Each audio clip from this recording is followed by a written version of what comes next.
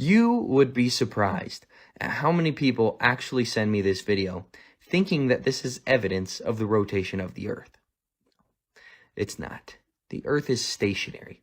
The only thing that moves is the sky. Now let's explain the trickery. Essentially, all that these tricksters did was take an equatorial mount, which spins on this axis 360 degrees, attach a DSLR to the top with a wide-angle lens, use this keypad to have it follow a specific star, wandering star, or constellation, and essentially all that it did was spin with the movement of the sky, giving the illusion that the Earth is moving and not the sky. But this is just a farce. The sky moves, not the Earth. Every single experiment that has been done in the history of mankind to prove the motion of the Earth has failed, suggesting that the Earth is stationary, fixed, static. Have a good day on this level stationary plane, and don't fall for these type of tactics and trickery. If I tell you I'm a flat earther and this is the first thing that pops in your head, you've been deceived.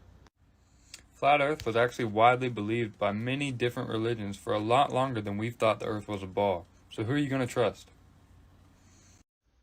We all know the story of the Tower of Babel in the Bible, but let me explain to you how it proves flat Earth.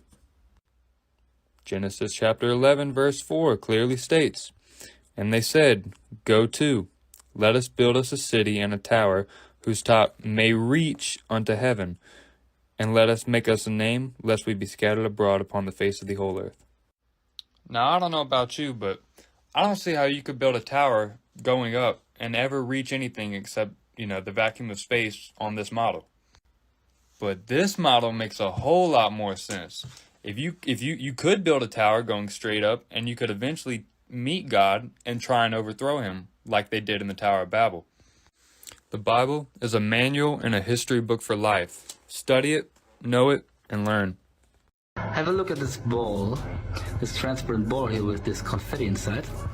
And this confetti is laying on the ground of the ball, right? If you go one step ahead and look back, you can clearly see that this confetti is on the bottom side of the ball. So one force is pushing all of this confetti to the downside. And this should be impossible in a weightless environment like the ISS. Because when a force is neutralized, then it's impossible for all of those little particles to stay at the bottom of the ball. So one particle would be here, one particle would be there, one particle would be there. Some particles are inside levitating there, but this here, all laying on the ground. It's like they have this image taken on Earth, because that makes no sense, right? So be skeptical. Have a nice day. There was a comment about book references. I can't find it at the moment, but if you're still coming along and you're still on this journey with us, here they are. I recommend the top 3 first. My personal pick would be top left, middle, right, but any of those top 3 are a great start. I will be reading these passages through these top 3 at least that I have videos already canned on, and was going to do like a little series on them, but time and things are changing. We're going down a different path now than we were in the beginning, so yeah, these are my recommendations. What up, fam? We're back at it with a fun one that triggers the Globers. This time we're talking about 2 things: sea cables and southern cruises, or maybe a lack of. So here we got a Mercator map of the Earth, and there's a few places where these sea cables don't connect. Check this out. From South America to South Africa, or from South Africa to Australia, or from Australia to South America. These should work perfectly on a globe, but they don't connect, and I'll show you why. Because the Earth is not a ball, it's actually flat. For example, South America to South Africa. That would be way further on a flat Earth, or from South Africa to Australia, or from Australia all the way to South America. Look how far that is on a flat Earth. That's why there's no sea cables connecting in the south, because the south is way bigger on a flat Earth. And now the other part, talking about cruises, why are there no cruises from South America to Australia or South America to New Zealand? Because like I just showed you, that distance is way too far. So again, South America all the way to New Zealand or Australia. That's why there's no cruises, because the distance is way too far. We don't live on a globe, y'all. So how many coincidences do you guys need that point to a flat earth to stop believing in your cartoon globe model? So check this out. You can create a perfectly straight rainbow when it's reflecting off a straight piece of glass. Why are the rainbows we see outside in the sky shaped like that, with a curve? We know that the Bible depicts a flat earth with a dome or firmament over top.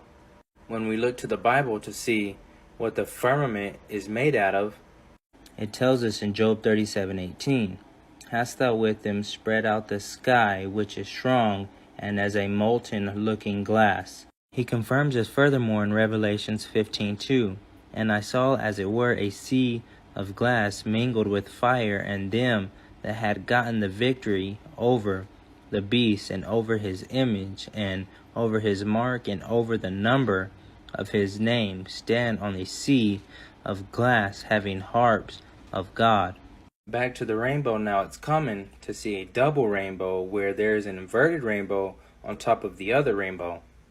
Now this could only be possible if something is reflecting it, which only means one thing: God's glass firmament or dome. So the rainbows that you see outside not only confirm the shape, but also tells us that there's a glass firmament, because how else would this be reflecting backwards like that? God bless. But it's not shrinking in a way that's visible or at all really perceivable. Scientists think it's shrunk in a way that's not noticeable and not perceivable. Sounds like it gotta be assumed. And what does that mean for the Earth, my dear?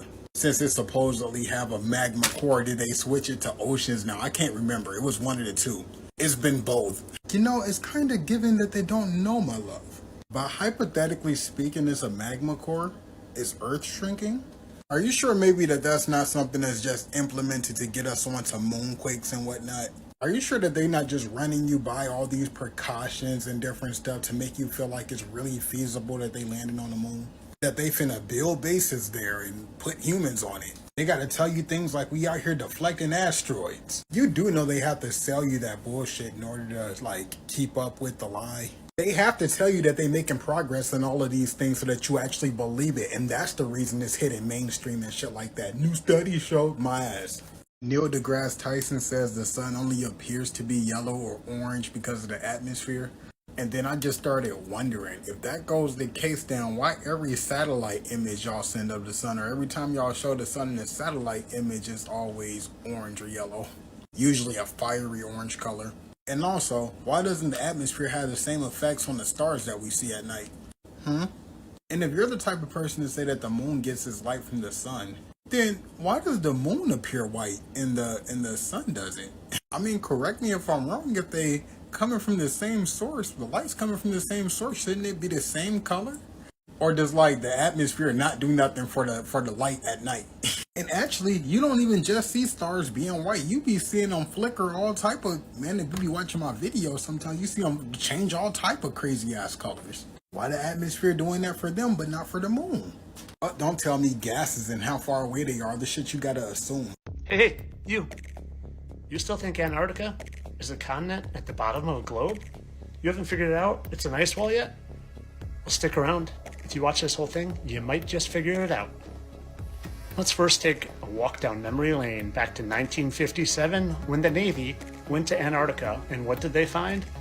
A never-ending, and I mean never-ending ice wall. And I fast forward this thing here so you can just get an idea of it, but they're panning and panning and panning and flying a helicopter and panning, and they never get to the end because it is an ice wall that surrounds all the known lands. You see, these old maps used to show it. This is called the Hammond map from 1933, and you can research this yourself. And look, this is Antarctica down here, okay? They're not showing Antarctica as a continent at the bottom. They're showing Antarctica as an ice wall that surrounds us. This isn't the outline of the map. That's the outline of Antarctica. See, this is what NASA tells us Antarctica looks like, and to me, this looks like it could easily be CGI or something a kindergartner drew. And if you ever go on Google Maps or anything and try to do distances on this, it goes all haywire. You know why? Because Antarctica is an ice wall. And I don't claim to know what's outside of the ice wall. Maybe there is more land. I do believe there's a dome above us, and I think there's good evidence to support that. But I don't know. I don't know what's out here. It's all speculation. I think that this stuff there could be bigger and bigger domes. But like I said, it's all speculation. Like I said, I think there's some actual evidence that above our enclosed system is some sort of fluid. Maybe a superfluid, maybe it's just regular water. But this is called the lunar wave, and it's been captured dozens of times. And I think this, plus what I'm going to show you next with stars, is pretty good evidence that it's not infinite space above us, but some sort of fluid. So again, this is what a star looks like if you've never seen it, but it looks an awful lot like a pool light in water. Like I said, some evidence to support there's water above us. You guys, I really think it's about time you trade this in for that. You can't believe in the Bible and NASA at the same time. You're going to have to pick a side. If you believe in the Bible, you believe in flat earth. If you believe in NASA, you believe that we're on a ball that's floating around in outer space, right? So I kind of believe what the Bible says, because I've always questioned, why is the sky blue? And then you hear these things, oh, the molecules in the earth, the reflection of the ocean. I'm like, but listen, I'm trying to figure out the people who are living in the middle America. Why is it that they see that the sky is blue? But they always try to give this long drawn out, educated, big words and all this other stuff. I think it's all a lie. So just my 2 cents. What the Bible says, of course, Genesis 1:6-10, it says, and God said, let there be a firmament in the midst of the waters. Now, what waters is he talking about? Well, he's talking about a firmament, but then you're talking about something solid, right? It's overhead. So what we actually see up there, the reason why the sky is blue is because we are underwater. So if you think about that TV show SpongeBob, this is what it's like for us. We're actually living inside of a bubble. And so then it says, and let it divide the waters from the waters, meaning divide the waters from above, from the waters that's below. It says, and God made the firmament and divided the waters which were under the firmament. So it's talking about, again, what I just said, the firmament dividing the waters from above, from that which is below. And then it says, let's see, and God made the firmament and divided the waters which were under the firmament from the waters which were above the firmament. And it was so. Verse 8, and God called the firmament heaven, and the evening and morning were the second day. And God said, let the waters under the heaven be gathered together unto one place, and let the dry land appear. So this is where he's talking about earth. It says, and it was so. Verse 10, and God called the dry land earth, and the gathering together of waters called the seas, and God saw it was good. So then you have Genesis 7-11. Verse 11 says, in the 600th year of Noah's life, in the second month, the 17th day of the month, the same day of all the fountains of the great deep broken up, and the windows were open. So when you think about the great deep, the waters of the great deep broken up, you kind of think about, the depths of the waters that's here on earth. But then it says, and the windows of heaven were open. So again, you heard in the previous verses where it was talking about the firmament and the great was above. So now you have Genesis 7-19, and the waters prevailed exceedingly upon the earth, and it didn't say some of the hills, and all of the hills that were under the whole heaven were covered. All of the hills under that. Now you got to think what he's saying right here, because the tallest mountain here on earth is the Himalayas, which is over 29,000 feet. So you got to ask yourself, if in fact there were a flood, a great flood, could the earth flood itself from its natural water resources that is here on earth? It's impossible. It had to have come from an outside source. if there's evidence on Earth that there was actually a flood. So something had to open in order to cover, because you got to think the deepest valley or trenches here on Earth is over 8,000 feet deep. So again, you either believe in the Bible or you believe in NASA, who invented memory foam, who invented, I think, the dust buster, right? So who are you going to believe? So when these guys say, what was it? The moon's distance to the Earth is 238,900 feet. They got it to the T, don't they? Them boys fooled us. Everything that you think you know, everything that you've been taught is a lie.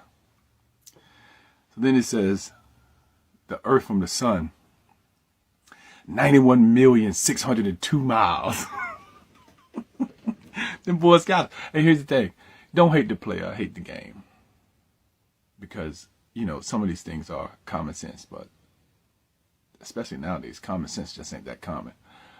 And we just don't think about it, because when you actually, if you sun gaze or if you, you know, look at the moon, it doesn't look that far away. You know, you see actual solid lines around the sun, the actual lines with the naked eye. Now, I'm going to say don't do that because it can mess up the retina, your retina.